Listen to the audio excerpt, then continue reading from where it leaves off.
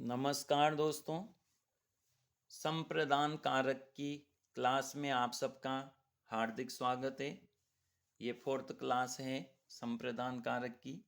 इसके पहले की क्लासें आपने देख ली होगी, नहीं देखी हो तो देख लें। संप्रदान, सम उपसर्ग, प्र उपसर्ग, दा धातु, ल्युट प्रत्यय मिलकर के संप्रदानम शब्द बनता है, जो नपुंसकलिंग भाववाचक शब्द है। संप्रदान के योग में कौन सी विभक्ति होती है? चतुर्थी विभक्ति होती है। आपको स्क्रीन पर नजर आ रहा होगा कि किस किस के योग में चतुर्थी होगी। संप्रदान में होगी हितम, सुखम, अलम, कथे, रुचि, नमः, स्वस्ति, स्वाहा, वषट, स्पृह, प्रयोजन, जिस प्रयोजन से कोई कार्य किया जाता है, धारी, क्रुद्ध, द्रोह, ईर्ष, असूय, इन सब के योग में कौन सी विभक्ति होती है? चतुर्थी विभक्ति होती है। तो क्लास प्रारंभ करते हैं अब। कल वसंत पंचमी है। वसंत पंचमी पर आप सभी को हार्दिक बधाई एवं शुभकामनाएं। वरिष्ठ अध्यापक संस्कृत का न्यू बैच प्रारंभ होने जा रहा है सोमवार से। आप सभी प्रवेश लें। वसंत उत्सव पर विशेष छूट प्राप्त होगी। समय सायं 5 बजे। स्थान बहादुर सिंह सर्किल, बूंदी। अधिक जानकारी के लिए मुझसे संपर्क कर सकते हैं। रीट संस्कृत में निशुल्क मार्गदर्शन प्राप्त करने के लिए और सेकंड ग्रेड संस्कृत पढ़ने के लिए आप संपर्क करें। Contact number 9214925270। तो अब क्लास प्रारंभ करते हैं। बहुत ही संक्षिप्त में संप्रदान कारक आपको समझाया जा रहा है। वीडियो को अधिक से अधिक शेयर करें और चैनल को सब्सक्राइब करें, लाइक करें, कमेंट बॉक्स में कमेंट करें। किसे कहते हैं संप्रदान? तो सूत्र है संप्रदान का, कर्मणा यमभिप्रेति ससंप्रदानम। कर्मणा यमभिप्रेति ससंप्रदानम। कर्ता अपने दान, धन आदि कर्म को जिसे प्रदान करता है उसे संप्रदान कारक कहते हैं। संप्रदान में चतुर्थी विभक्ति होती है, चतुर्थी संप्रदान है। सम्यक प्रदीयते इति संप्रदानम। तो कर्ता अपने कर्म को जिसे प्रदान करता है, जिसे प्रदान किया जाए वही क्या है? संप्रदान है। जैसे उदाहरण देखते हैं। पहला उदाहरण है, ब्राह्मण को गाय देता है। तो गाय किसको दी जा रही है? ब्राह्मण को। निर्धन को धन देता है। तो धन किसको दिया जा रहा है? निर्धन को। तो आपका संप्रदान कौन हुआ? पहले वाक्य में ब्राह्मण हुआ, दूसरे में निर्धन हुआ। आप वीडियो को रोक करके बनाएं, संस्कृत में स्वयं अभ्यास करें बनाने का। तो उत्तर क्या होगा?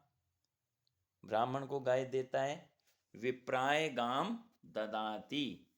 विप्राय, विप्र ने ब्राह्मण, चतुर्थी में क्या हो जाएगा? विप्राय। इसी प्रकार निर्धनाय धनम ददाति, निर्धन को धन देता है। इसी क्रम में जिसको दिया जाए उसमें चतुर्थी होती है। आगे बढ़ते हैं। अगला सूत्र, रुच्यर्थानाम प्रियमाण। रुच्यर्थानाम प्रियमाण। रुचि अर्थ वाली रुच आती धातुओं के योग में जो प्रियमाण, प्रियमाण अर्थात जिसको अच्छा लगता है, उसमें चतुर्थी विभक्ति होगी। ध्यान रखना।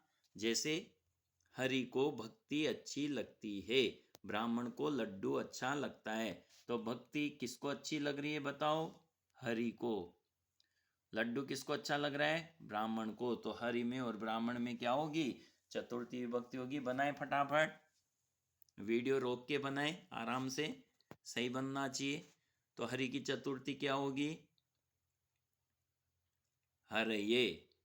तो क्या बनेगा? हरये रोचते भक्ति। ब्राह्मण को लड्डू अच्छा लगता है, तो विप्रे ने ब्राह्मण, विप्राय मोदकम रोचते। ठीक है, आगे बढ़े।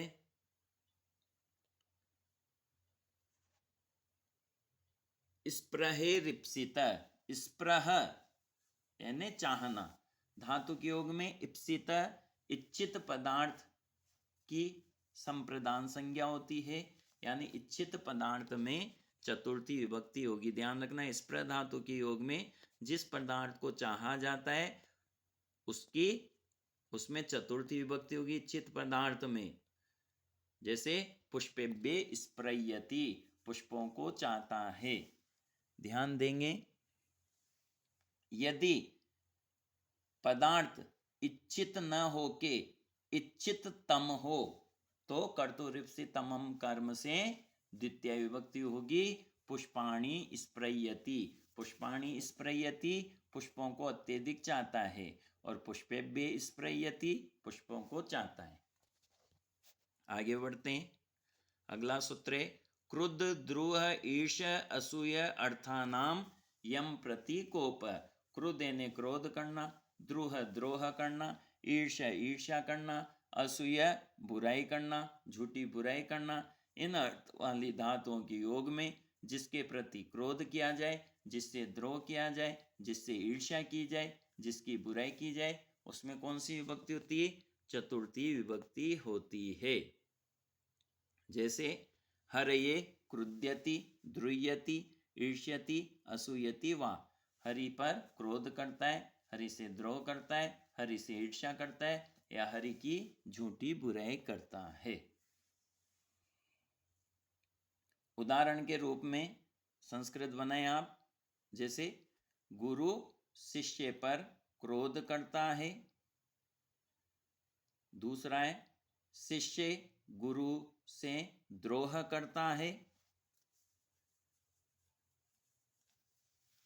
गुरु शिष्य से ईर्ष्या करता है। शिष्य गुरु की बुराई करता है। बनाए वीडियो रोक के संस्कृत। गुरु शिष्य पर क्रोध करता है। गुरु शिष्याय क्रुद्यति। जब गुरु ने क्रोध किया तो शिष्य ने विद्रोह कर दिया, तो शिष्य गुरुवे द्रुह्यति।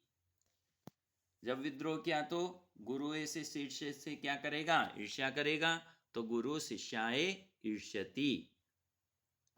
तो शिष्य ने भी क्या किया? शिष्य गुरुवे असूयति। शिष्य गुरु की झूठी बुराई करता है। आगे बढ़ते हैं, एक और ध्यान रखना है।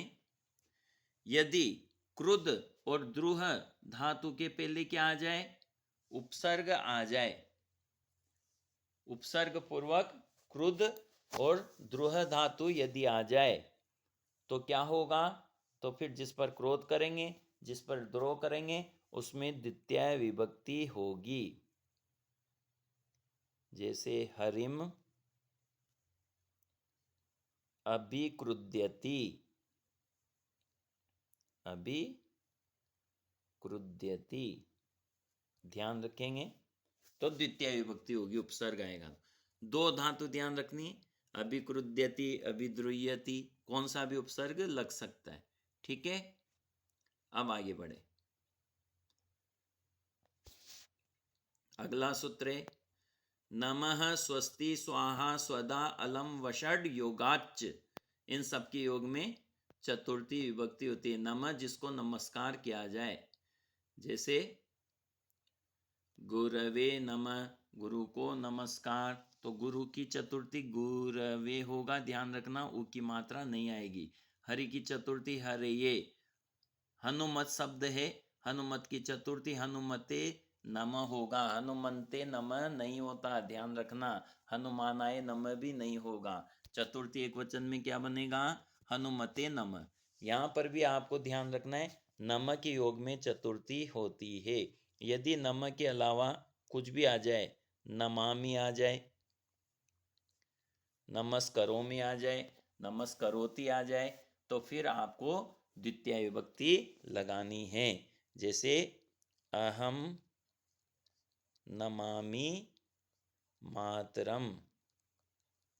ठीक है, तो ये ध्यान रखना, केवल नम के योग में ही चतुर्थी होती है। आगे बढ़ते हैं। स्वस्ति।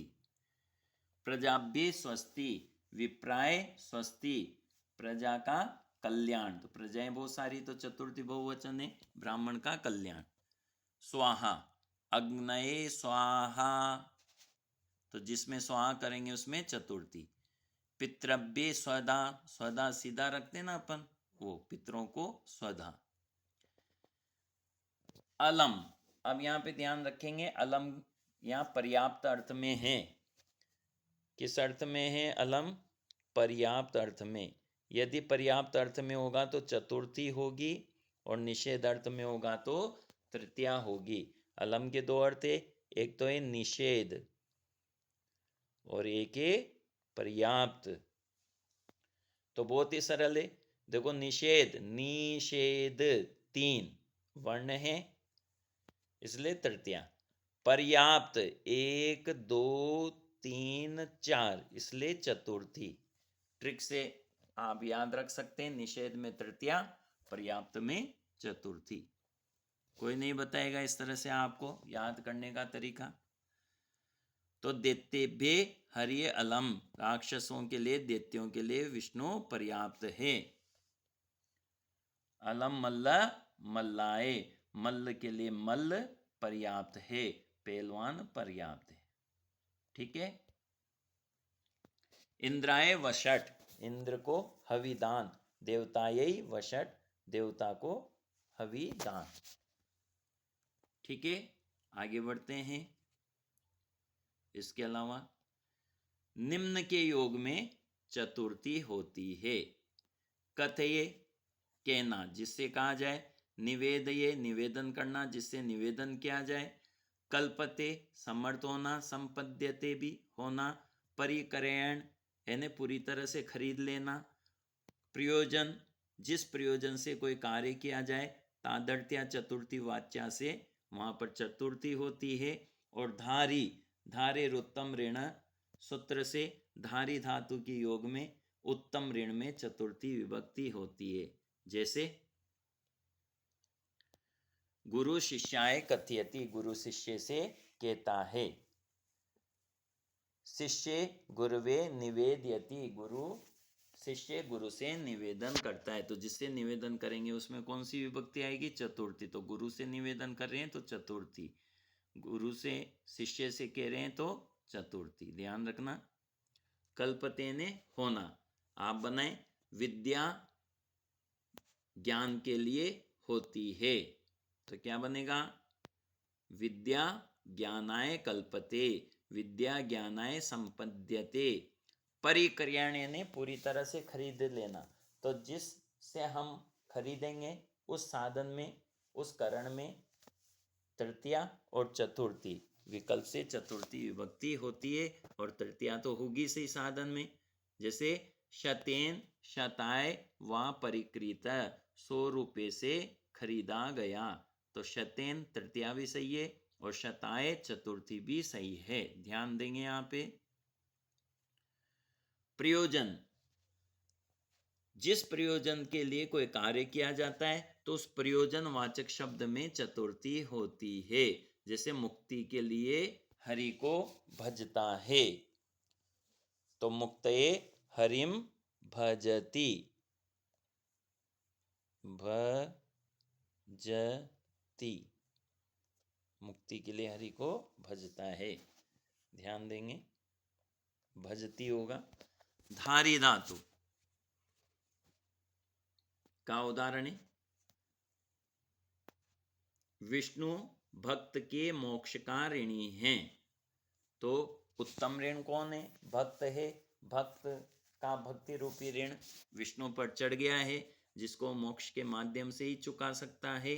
इसलिए उत्तम ऋण भक्त में चतुर्थी होगी। लघु सिद्धांत का उदाहरण है भक्ताय धारयति मोक्षम हरि।